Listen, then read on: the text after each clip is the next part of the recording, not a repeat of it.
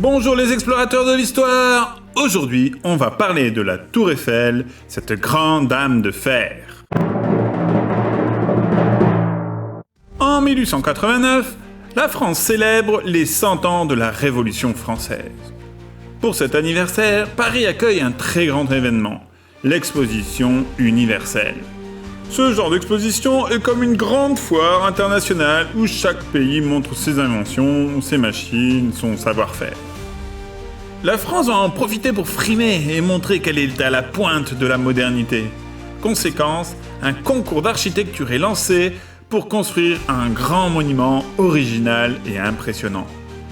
L'ingénieur Gustave Eiffel, visiblement pas sujet au vertige, présente un projet un peu fou.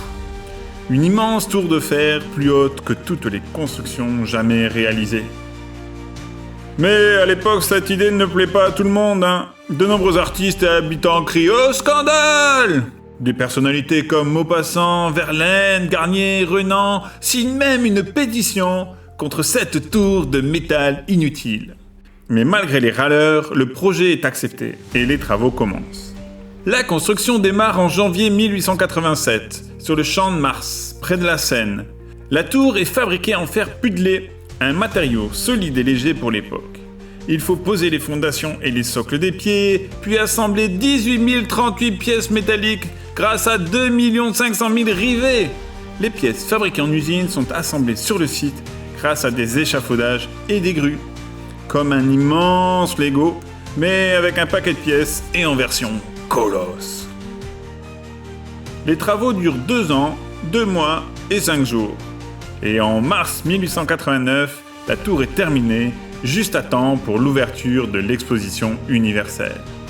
Elle mesure 300 mètres de haut, soit environ 80 étages, ou 7500 bonhommes Lego empilés les uns sur les autres. C'est alors le plus haut bâtiment du monde. La tour Eiffel impressionne tout le monde par sa taille, mais aussi par sa légèreté visuelle. Et pendant les 6 mois que dureront l'exposition universelle, 1 953 122 visiteurs viennent découvrir la tour Eiffel, soit près de 12 000 par jour. Un joli score pour une tour qu'on trouvait inutile. À l'origine, la tour devait être démontée au bout de 20 ans, en 1909.